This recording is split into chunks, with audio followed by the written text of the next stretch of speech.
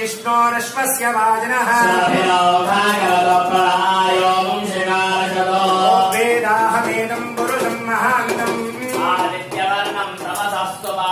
सर्वाणि रूपाणि विचित्य धीरः श्रीमहेश्वरस्वामिदेवताय नमः। क्षीरस्नानं समर्पयामि। क्षीरस्नानानन्तरेण दध्नास्नापयामि। दधिस्नानानन्तरेण श्रीमहेश्वरस्वामिदेवताय नमः। दधिस्नानानन्तरेण पुनः शुद्धोदकस्नानं समर्पयामि। पुनः शुद्धोदकस्नानानन्तरेण आद्यस्नानम्